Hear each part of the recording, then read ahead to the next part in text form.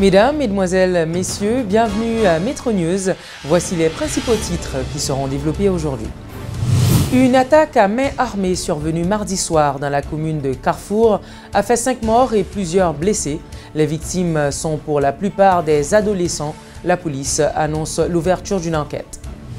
Le Sénat de la République s'est finalement prononcé après la décision de l'élu de la Grand'Anse de plaider coupable par devant la justice américaine. Selon le président du Grand Corps, Yuri Latortue, la résolution adoptée par ses collègues le 15 mars dernier avait pour but de dénoncer la forme et non pas le fond de l'arrestation de Guy Philippe. Un ralentissement de la dépréciation de la gourde est observé sur le marché des changes. L'annonce en a été faite par le gouvernement de la Banque centrale, Jean Baden-Dubois.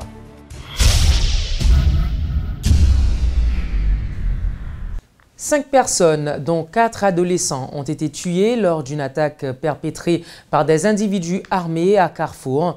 L'incident a eu lieu mardi à Brochette 95, plus précisément à la ruelle Savannah.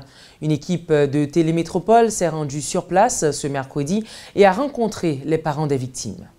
Vers 10h, tout le monde chita dehors là, tout le monde chita dehors là, on a monté descendre, on pas l'acheter, on a monté descendre, tout le monde chita dehors.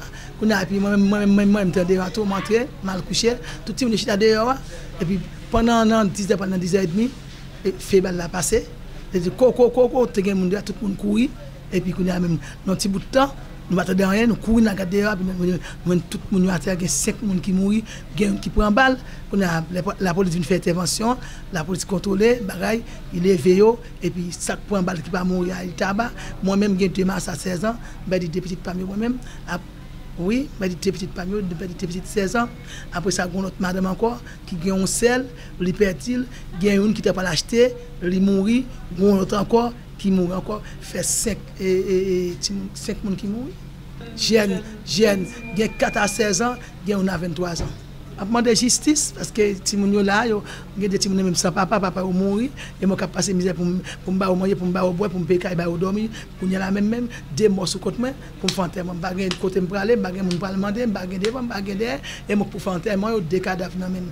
Le chita de porte la Cali, ou pas il pas gain zam nan men, nous pas compter son action banditisme, nous pas compter qui action, nous pas ça nous pas dire qui action mais l'homme on paraît prendre 6 ou triple 6 jeunes ti moun comme ça et tirer la vie 5 la donne. L'autre va continuer pas mourir, c'est comme si dame qui prend balle mais ça fait mal mais pas parce que je suis victime là tout même parce que on connaît pas c'est que parfois on n'a pas son côté moi mon terre ça touche moi mais il va tellement fait mal, mais c'est là que c'est proche pas là. C'est là ça moi ouais dans qui pays tu vas vivre.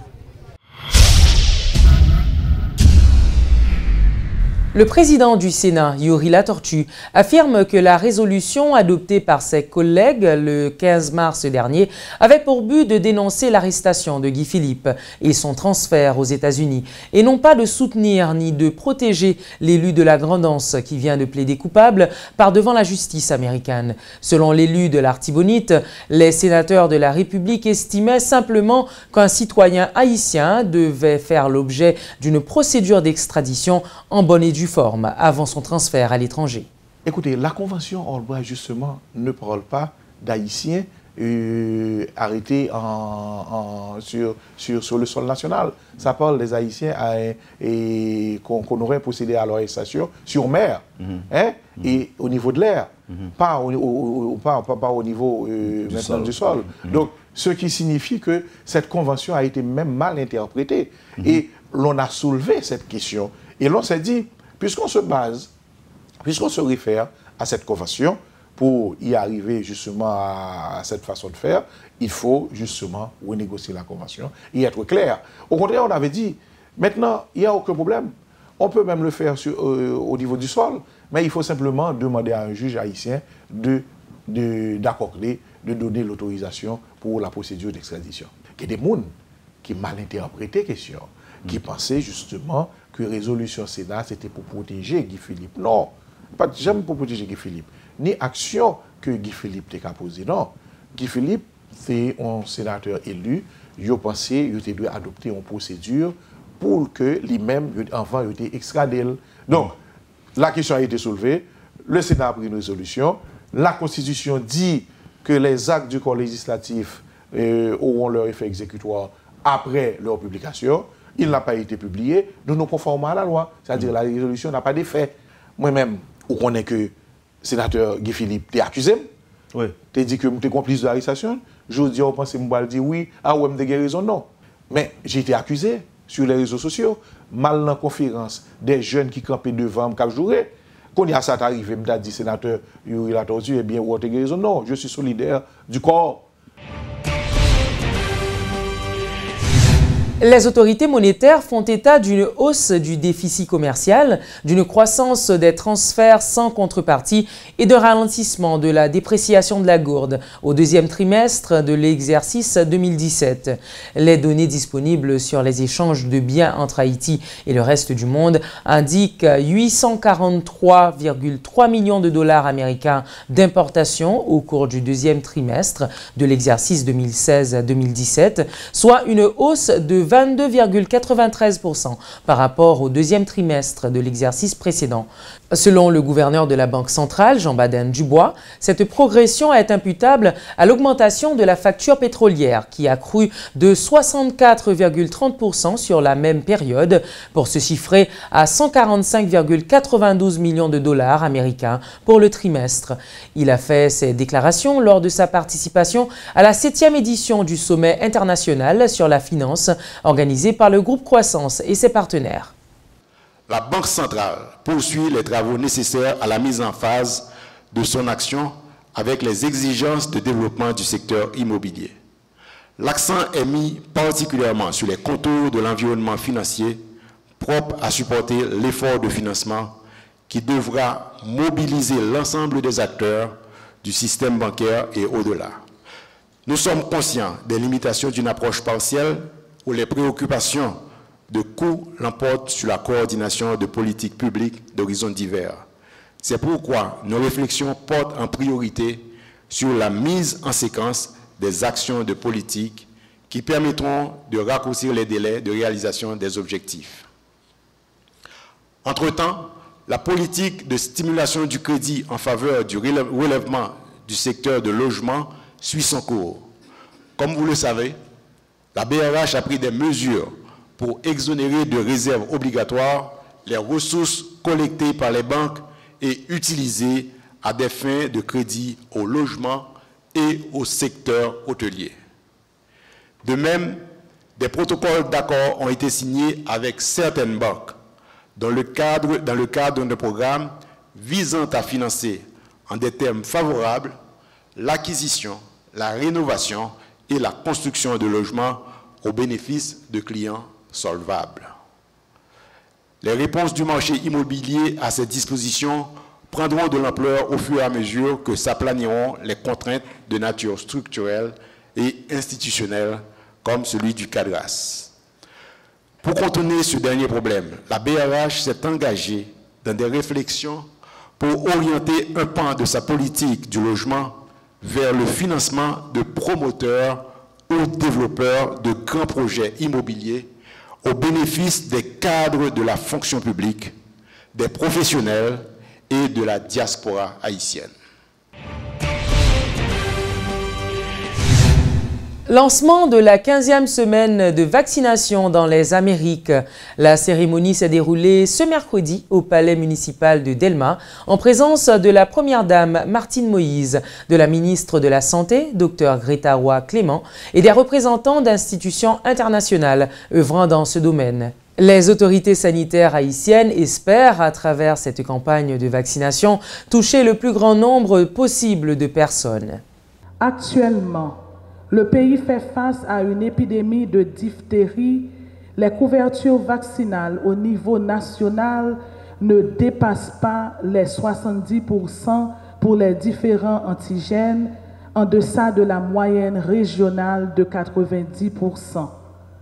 Environ 30% de nos institutions n'offrent pas le service de vaccination. J'invite donc tous les responsables, tous les prestataires, tous les partenaires impliqués dans l'offre de services de vaccination à redoubler d'efforts afin de permettre à chaque enfant, où qu'il soit, de bénéficier des avantages de la vaccination. À cette fin, la stratégie d'atteindre chaque commune sera brisée. Consciente de la grande efficacité de la vaccination comme intervention de santé publique, pour une plus grande appropriation de ce programme, le ministère déjà, dans le budget rectificatif, a introduit une ligne pour l'acquisition des vaccins jusqu'ici supportés exclusivement par nos partenaires. Les mamans vaccinées un petit bébé, c'est un gros geste l'amour. C'est une grosse protection au bali contre un pile maladie qui catouille ou soit handicapé. Pour nous rester en santé, prendre tout vaccin. Pour cela, en tant que première dame, j'ai décidé de faire de la petite enfance ma priorité. Nous allons travailler avec les institutions nationales et internationales pour accorder une attention particulière à nos petits de 0 à 5 ans.